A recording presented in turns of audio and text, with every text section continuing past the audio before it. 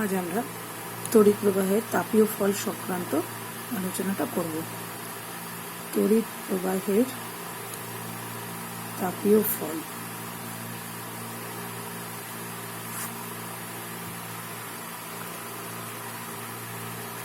তড়িৎ প্রবাহের তাপীয় ফল হয় কেন? অর্থাৎ কোনো পরিবাহীর মধ্যে দিয়ে যখন তড়িৎ প্রবাহিত হয় তখন তাপ উৎপন্ন হয় কেন? তার কারণ হলো যে যখন পরিবাহীর মধ্যে দিয়ে তড়িৎ প্রবাহিত হচ্ছে তার মানে পরিবাহীর মধ্যে দিয়ে মুক্ত ইলেকট্রনগুলি প্রবাহিত হচ্ছে।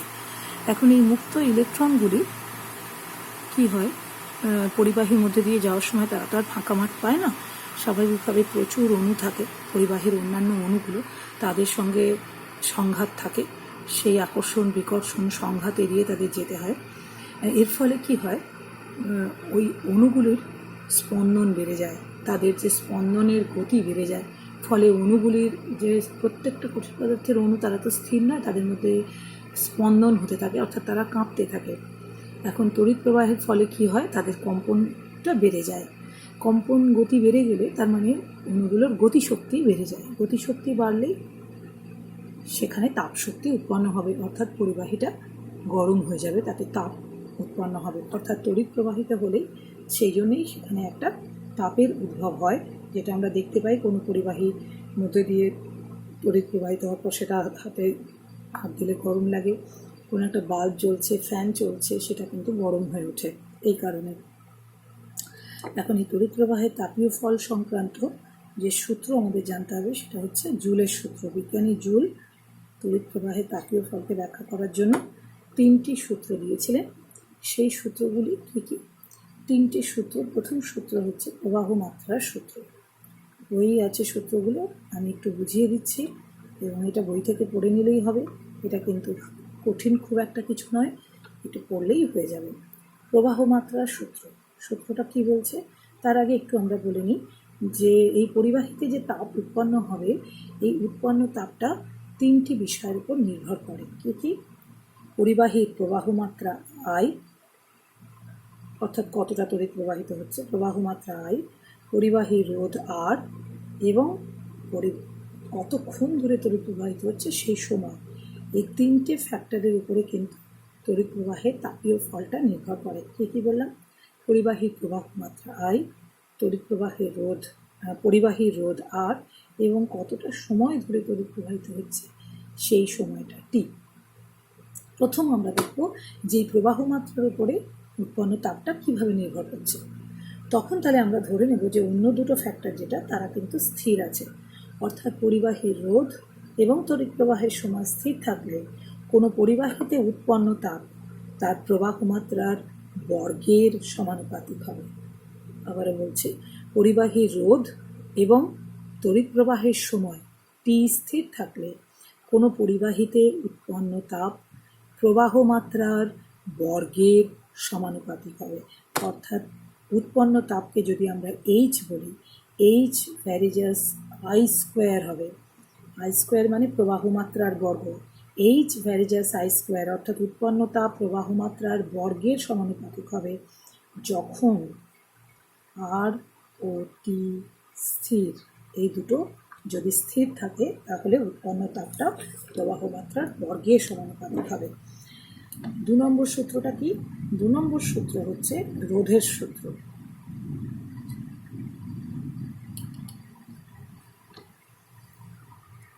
রোধের সূত্রটা কীরকম? সেটা হচ্ছে তাহলে অন্য দুটোকে স্থির রাখতে হবে, অর্থাৎ পরিবাহীর প্রবাহ মাত্রা এবং তড়িৎ প্রবাহের সময়, এই দুটোকে আমরা স্থির রাখলে তাহলে আমরা বলতে পারবো যে উৎপন্ন তাপটা পরিবাহীতে উৎপন্ন তাপ রোধের সঙ্গে সমানুপাতিক হবে। অর্থাৎ কোনো পরিবাহীর প্রবাহ মাত্রা এবং তড়িৎ প্রবাহের সময় স্থির থাকলে ওই পরিবাহীতে উৎপন্ন তাপ তার রোধের সঙ্গে সমানুপাতিক হবে। অর্থাৎ H varies as R, not R², মনে রাখতে হবে। স্কোয়ারটা একমাত্র I এর ক্ষেত্রে প্রযোজ্য। H ভ্যারিজাস R যখন I ও T স্থির। এবার 3 নম্বর সূত্রটা হচ্ছে সময়ের সূত্র, অর্থাৎ বোঝাই যাচ্ছে এটা সময়ের উপর নির্ভরশীলতার সূত্র। যখন এখানে আই প্রবাহ মাত্রা এবং পরিবাহী রোধ এই দুটো স্থির থাকছে। এই দুটো স্থির থাকলে কোনো পরিবাহিত উৎপন্ন তাপ এই প্রবাহের তড়িৎ প্রবাহের সময়ের সঙ্গে সমানুপাতিক হবে। অর্থাৎ কোনো পরিবাহীর প্রবাহ মাত্রা এবং পরিবাহীর রোধ স্থির থাকলে ওই পরিবাহীতে উৎপন্ন তাপ তড়িৎ প্রবাহের সময়ের সঙ্গে সমানুপাতিক হবে। এটা হচ্ছে তৃতীয় সূত্র। অর্থাৎ আমরা বলতে পারি এইচ ভ্যারিজাস টি, টি মানে টাইম, সময়, যখন আই ও আর স্থির, অর্থাৎ একটার সঙ্গে যখন আমরা নির্ভরতা দেখাচ্ছি তখন অন্য দুটোকে স্থির রাখছি। তাহলে এই সূত্রটার ক্ষেত্রে আমরা দেখছি তিনটি জিনিসের উপর উৎপন্ন তাপ নির্ভর করে। একবার প্রবাহ মাত্রা তার বর্গের সঙ্গে সমানুপাতিক, একবার রোধ তার সঙ্গে সমানুপাতিক এবং একবার সময় তার সঙ্গেও সমানুপাতিক। প্রত্যেক ক্ষেত্রে আমরা দুটো জিনিসকে স্থির রেখেছি, কিন্তু যদি সবকটাকে একসঙ্গে বদলাই, কাউকে স্থির না রাখি, তাহলে অর্থাৎ প্রবাহ মাত্রাও বদলাচ্ছে, রোধও বদলাচ্ছে, সময়ও বদলাচ্ছে, যদি এমন হয় তাহলে তখন কিন্তু উৎপন্ন তাপটা কী হবে, এই তিনটে সূত্রকে আমাদের কম্বাইন করে দিতে হবে। অর্থাৎ আমরা বলতে পারবো সমন্বয় করে, এই তিনটে সূত্রকে সমন্বয় করে আমরা বলতে পারি এইচ ভ্যারিজাস, এবার ডান দিকেরগুলো গুণ করে দিতে হয় আমরা জানি, I square R T, H varies as I square R T, যখন আই আর ও টি পরিবর্তনশীল। তার মানে কেউ তখন আর স্থির নেই, প্রত্যেকটাই একসঙ্গে বদলাচ্ছে। প্রত্যেকটা যখন বদলাচ্ছে তখন কিন্তু ফর্মুলাটা দাঁড়াচ্ছে এরকম, ডান দিকেরগুলো আমরা গুণ করে দিলাম, H varies as I square R টি। সুতরাং আমরা বলতে পারি এটা দিয়ে সমান চিহ্ন আনলেই একটা ধ্রুবক আমাদের আনতে হবে, কে আই স্কোয়ার আর টি। এই কে হচ্ছে ধ্রুবক। দেখা গেছে যে প্রত্যেকটার একক মান বসিয়ে বসিয়ে, আই এর মান একক, আর এর মান একক, টি এর মান একক, এরকমভাবে বসিয়ে বসিয়ে দেখা গেছে যে কে এর মানটা হচ্ছে 0.24, এই মানটা কে দাঁড়িয়েছে। তাহলে আমরা ফর্মুলাটা যদি বসিয়ে দিই তাহলে ফর্মুলাটা বলতে পারি 0.24 আই স্কোয়ার আর টি। এইটা হচ্ছে উৎপন্ন তাপের ফর্মুলা জুলের সূত্র অনুযায়ী। তাহলে জুলের সূত্র অনুযায়ী উৎপন্ন তাপের formula H equal to 0.24 I square R T. এটা জুলের সূত্র থেকে আমরা পেলাম। এবার আমরা কৃতকার্যের ধারণা থেকে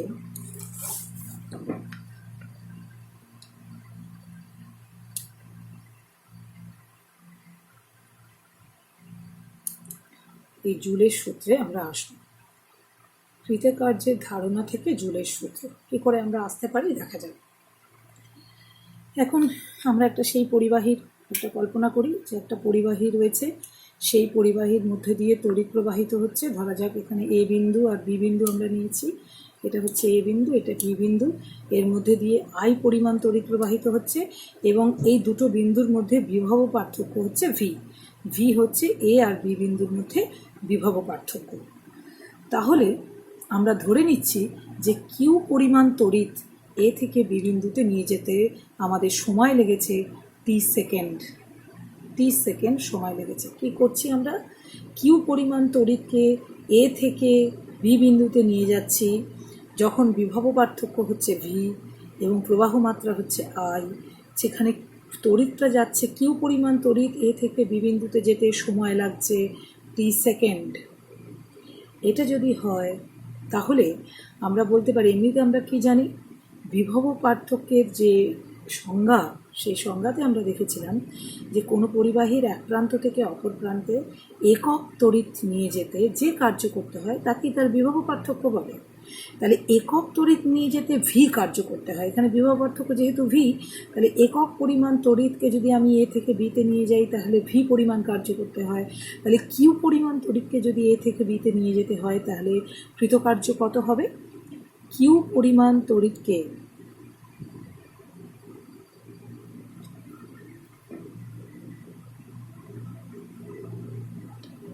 এ থেকে পরিবাহীর কথাটা লেখা দরকার, পরিবাহীর এ থেকে বি বিন্দুতে নিয়ে যেতে কৃতকার্য কৃতকার্য কত হবে, সেই কৃতকার্যটাকে আমরা বলছি ডাব্লু।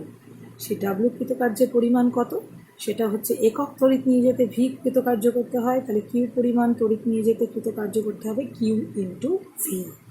এইটা বুঝতে হবে, কৃতকার্যটা হচ্ছে কিউ ইন্টু ভি।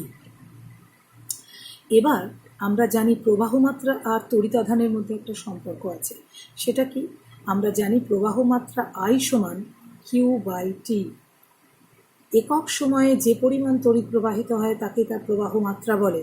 তাহলে একক সময়ে তড়িৎ প্রবাহ কী করে আমরা বুঝবো, তড়িৎ প্রবাহ টোটাল তড়িতাধানকে যদি আমি সময় দিয়ে ভাগ করে দিই, এখানে টি সেকেন্ডে তড়িৎটা প্রবাহিত হয়েছে, তাহলে তড়িতাধানকে যদি আমরা টি দিয়ে ভাগ করে দিই তাহলে আমরা প্রবাহ মাত্রা পেয়ে যাই, অর্থাৎ I equal to Q by T. এটা হচ্ছে ফর্মুলা। তার মানে এখান থেকে আমরা বলতে পারি Q equal to I into T. তাহলে কিউ এর ফর্মুলা আমরা পেলাম Q equal to I into T. এটা হচ্ছে এদের মধ্যে সম্পর্ক। এই দুটোই কিন্তু সম্পর্ক, দুটোই কিন্তু জানা দরকার।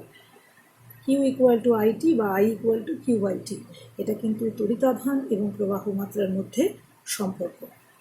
আবার আমরা ওহমের সূত্র থেকে জানি কি, V equal to I R. I হচ্ছে প্রবাহ মাত্রা, আর হচ্ছে পরিবাহী রোধ। এই পরিবাহী রোধটাকে আমরা আর বলছি। তাহলে ভি ইকুয়াল টু ওহমের সূত্র অনুযায়ী আই আর। তাহলে এখানটায় যদি আমরা ফর্মুলাগুলো বসিয়ে দিই, ডাব্লিউ ইকুয়াল টু আমরা তাহলে কী পাবো, কিউ এর জায়গায় আমরা বলছি I into T into V এর জায়গায় আমরা বলছি আই ইন্টু আর। তাহলে কী দাঁড়ালো, W equal to I square R T. এটা ডাব্লিউ কৃতকার্যের ফর্মুলা বেরিয়ে গেল, W equal to I square R T. কিন্তু আমরা জানি যে সেই তাপগতিবিদ্যার সূত্র, আমরা জানি যে কৃত পরিমাণ কার্যকে যদি সম্পূর্ণরূপে তাপে রূপান্তরিত করা হয় তাহলে উৎপন্ন তাপ আর কৃতকার্য পরস্পরের সমানুপাতিক হয়। এটা হচ্ছে তাপগতিবিদ্যার প্রথম সূত্র। সেই সূত্র থেকে আমরা জানি যে যদি ডাব্লু পরিমাণ কৃতকার্য করে এইচ পরিমাণ তাপ উৎপন্ন হয় তাহলে আমরা বলতে পারি ডব্লু ভ্যারিজাস এইচ। এই সম্পর্কটার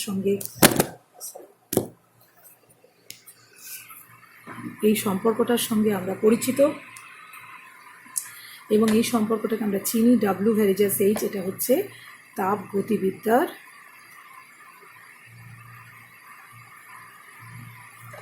প্রথম সূত্র। তাহলে এখান থেকে আমরা বলতে পারি W equal two J H. এই জেটা হচ্ছে তাপের যান্ত্রিক তুল্যাঙ্ক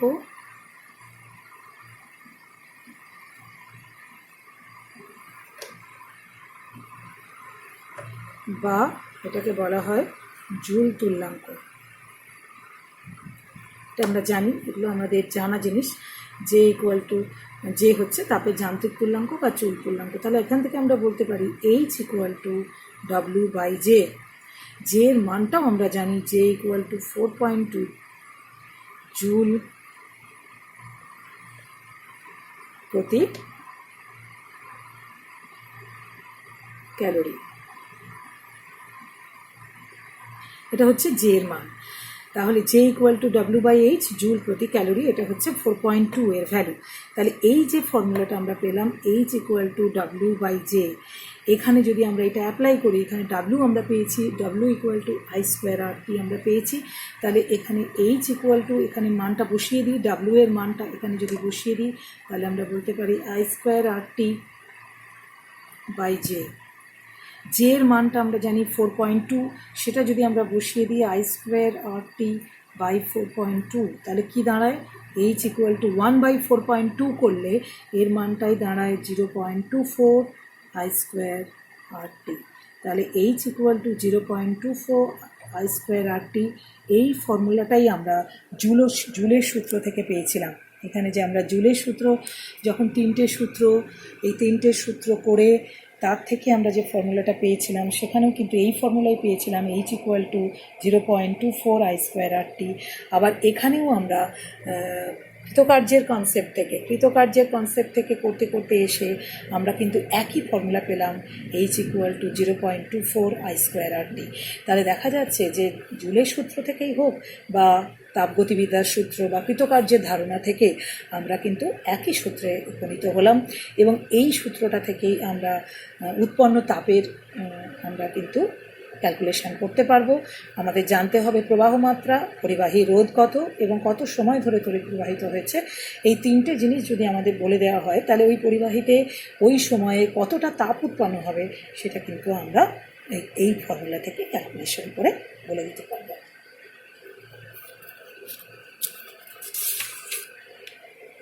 এবার যেটা বইয়ে রয়েছে আর কি রয়েছে, এই উৎপন্ন তাপের কিছু ধারণা রয়েছে। আমি বইয়ের ছবি দেখে একটু বলে দিই, কারণ এগুলো তো ওই ছবি এঁকে এঁকে বোঝানো সম্ভব না। আমরা পরিবাহিত উৎপন্ন তাপকে কি কি কাজে ব্যবহার করি, তোদের বই একটা আমার কাছে রয়েছে।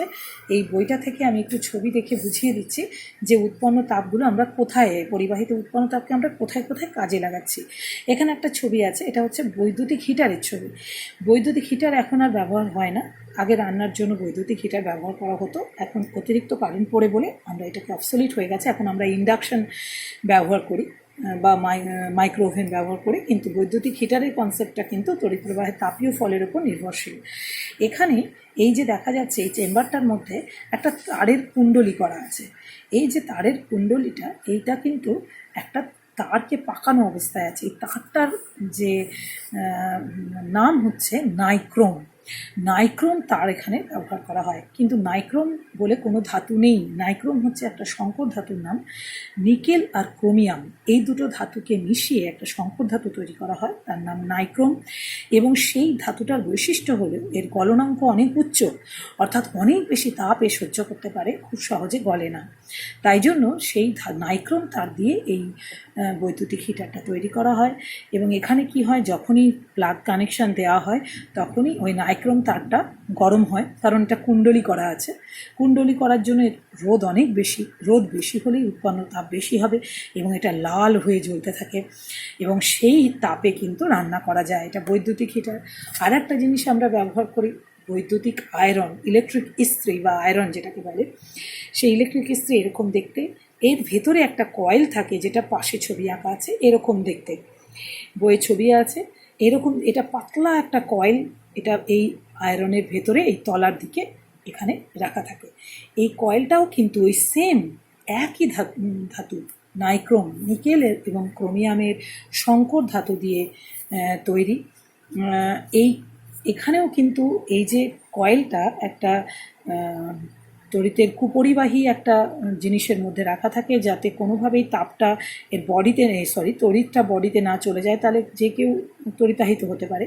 এক্ষেত্রেও তাই, এই নাইক্রোম তারের একটা পাতলা কুণ্ডলীকে এই আয়রনের নিচের দিকে রাখা থাকে এবং তার উপরে নিচে কিন্তু অভ্রের পাত দেওয়া হয়, মাইকা শিট।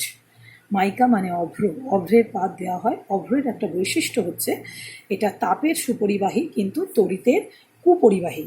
তার ফলে কি হয়, এর মাঝখানে কয়েলটা রেখে যদি উপরে অভ্রের পাত বা নিচে অভ্রের পাত অর্থাৎ মাইকা শিট উপরে নিচে দেওয়া থাকে, তাহলে এই কুণ্ডলীতে যে তাপ উৎপন্ন হবে সেই তাপটাকে সে নিচে পাঠিয়ে দিতে পারবে, কিন্তু তড়িৎটা কিন্তু ওই মাইকা শিট বা অভ্রের পাত দিয়ে আটকে যাবে।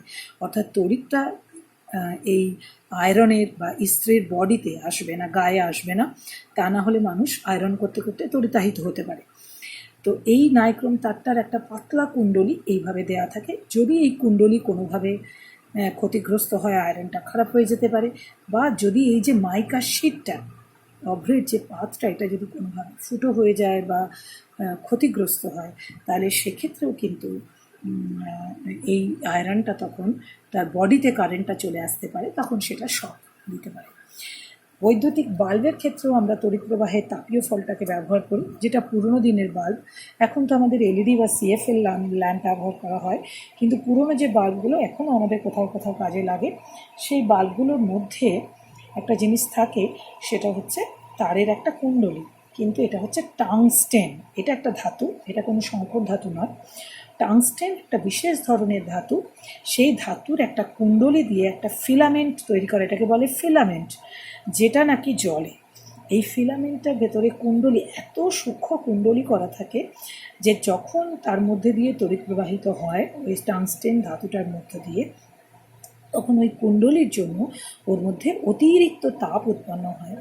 এবং ধাতুটার বৈশিষ্ট্য হলো, যখনই এটা গরম হবে এটা ভাস্বর হয়ে জ্বলতে থাকবে, মানে এটা আলো বিকিরণ করবে, তাপের সঙ্গে আলো বিকিরণ করবে।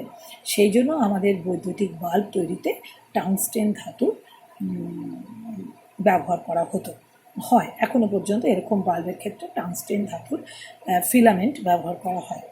সবথেকে ইম্পর্ট্যান্ট যে জায়গাটা, যেটা আমাদের তড়িৎ প্রবাহে তাপীয় ফলকে কাজে লাগিয়ে আমরা ব্যবহার করি, সেটার নাম হচ্ছে ফিউজ তার, বৈদ্যুতিক ফিউজ। দেখবে সার্কিটে আমাদের এখন সব ফিউজের কনসেপ্টটা বদলে যাচ্ছে, এখন সব এমসিবি হয়ে যাচ্ছে, কিন্তু আমাদের ওয়্যারিংয়ের ক্ষেত্রে ফিউজের ব্যবহার এখনও আছে, এখনও মেন লাইনে ফিউজ ব্যবহার করা হয়। ফিউজ হচ্ছে ইলেকট্রিক সার্কিট বা বোর্ডে সাধারণত FUAC এরম লেখা একটা বক্স মতো থাকে, একটা চীনামাটির হোল্ডার, সেই হোল্ডারের উপরে FUAC এরকম লেখা থাকে। এই ফিউজটা কি অনেকেই জানে, এবং ছেলেরা তো খুব ভালোই জানে যে ফিউজ তারটা কী আসলে। এটার ওরা খুব সহজেই এটা সেরে টেরেও দেয়। অনেক সময় দেখা যায় যে ফিউজ তারটা কেটে গেছে, ওরা একটা খুলে নিয়ে একটা কিছু তার ফার জুড়ে দিয়ে সঙ্গে সঙ্গে কারেন্টটা চালিয়ে দেয়। এরকম কাজ বাড়ির ছেলেরা খুবই করে। তো কিন্তু এই ফিউজ তারটা একটা অন্য জিনিস, এর অন্য একটা ভূমিকা আছে, সেটা আমাদের জানা দরকার, এবং এটা খুবই গুরুত্বপূর্ণ, পরীক্ষার জন্য খুব ইম্পর্ট্যান্ট। এটা একটা চীনামাটির হোল্ডারের মধ্যে একটা এরকম তারকে লাগানো থাকে, তারটা একটু কালচে দেখতে। এই তারটাকে ফিউজ তার বলে। এই তারটার কি দিয়ে তৈরি এটা জানতে হবে আমাদের। এই তারটা হচ্ছে সীসা এবং টিনের একটা সংকর ধাতু, কোনো আলাদা নাম নেই। এটা হচ্ছে সীসা হচ্ছে 75% আর টিন হচ্ছে 25%। এই সীসা আর টিন এই দুটো মিশিয়ে এরম একটা তারকে ব্যবহার করা হয়। এর বৈশিষ্ট্য কিন্তু আগে যে আমরা নাইক্রোম তার দেখেছি, যেটা দিয়ে হিটার বা ইলেকট্রিক আয়রন এসব তৈরি করা হচ্ছে, তার সম্পূর্ণ উল্টো। এই ফিউজ তার সীসা আর টিন দিয়ে তৈরি করা হয়, এর গলনাঙ্ক কিন্তু অনেক কম। সামান্য বেশি তাপ উৎপন্ন হলেই এটা কিন্তু ফিউজ তারটা গলে যেতে পারে। তো এটাকে তাহলে কেন ব্যবহার করা হয়? সাধারণত এটা হচ্ছে আমাদের যে হাউসহোল্ড ওয়্যারিং, আমাদের বাড়িতে যে ওয়্যারিং করা থাকে, যে আলো পাখা সব চলছে, সব কিছু চলছে, সেই ওয়্যারিংয়ের রক্ষা কবচ হচ্ছে এই ফিউজ তার। তার মানে কোনো কারণে যদি আমরা ওয়্যারিংয়ের মধ্যে, আমাদের বাড়ির কোনো সার্কিটের মধ্যে কোথাও যদি শর্ট সার্কিট হয়ে যায়, অর্থাৎ নেগেটিভ পজিটিভ যদি কোনোভাবে মিক্সিং হয়ে যায়, সেখান থেকে অগ্নিকাণ্ড হতে পারে।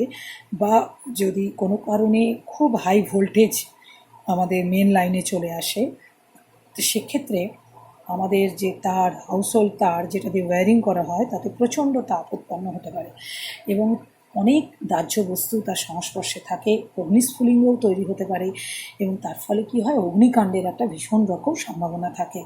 বাড়িতে যদি একটা আগুন ধরে যায়, অনেক ক্ষেত্রে দেখা যায় এরকম আগুন জ্বলে গেছে, সেটা ইলেকট্রিক ওয়্যারিং থেকেই হয়েছে, এরকম একটা ধারণা করে।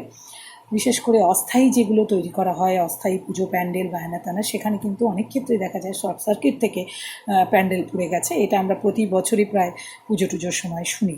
তো সেক্ষেত্রে কি হয়, এই ফিউজ তারের যথাযথ ব্যবহারটা হয় না বলে এই ধরনের দুর্ঘটনা ঘটে।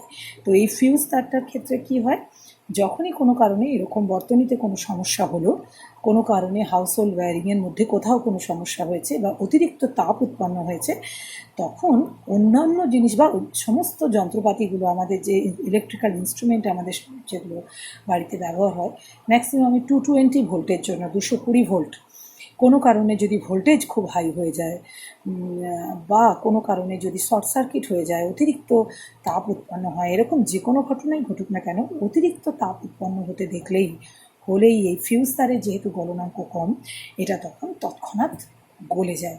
যেই গলে যাবে, কানেকশানটা ছিন্ন হয়ে গেল। আমরা জানি তড়িৎ বর্তনীর যদি কানেকশান ছিন্ন হয়ে যায়, তাহলে কিন্তু তড়িৎ প্রবাহটা সঙ্গে সঙ্গে বন্ধ হয়ে যায়। তাহলে এই ফিউজ তার নিজে গলে গিয়ে বাড়ির সমস্ত যন্ত্রপাতি এবং জিনিসপত্রকে পুড়ে যাবার এবং নষ্ট হয়ে যাবার হাত থেকে রক্ষা করে। সেই দিক থেকে ফিউজ তারের গুরুত্ব অপরিসীম। এবং ফিউজ তারটা যদি কোনো কারণে খারাপ হয়ে যায়, তাহলে বাজার থেকে একটা ফিউজ কিনে এনে লাগানোই ঢের ভালো। বাড়িতে পড়ে থাকা কোনো তামার তার দিয়ে ফিউজ তারের কাজ করে দেওয়াটা অস্থায়ীভাবে ঠিক হলেও স্থায়ীভাবে ঠিক নয়, কেননা ফিউজ তারের যে আসল উদ্দেশ্য সেটা কিন্তু ব্যাহত হবে। তামার তার কিন্তু প্রয়োজনে গলবে না এবং বাড়িকে রক্ষা করতে পারবে না। সেই জন্য ফিউজ তার একটা অত্যন্ত গুরুত্বপূর্ণ বিষয়, এবং এক্ষেত্রে আমরা তড়িৎ প্রবাহের তাপীয় ফলটাকে কাজে লাগাচ্ছি এবং লাগিয়ে বাড়ির সমস্ত যন্ত্রপাতিকে নষ্ট হওয়ার হাত থেকে রক্ষা করছি। তাহলে এই হচ্ছে মোটামুটি আমাদের তড়িৎ প্রবাহের তাপীয় ফল সংক্রান্ত একটা আলোচনা আমরা যেটা করলাম।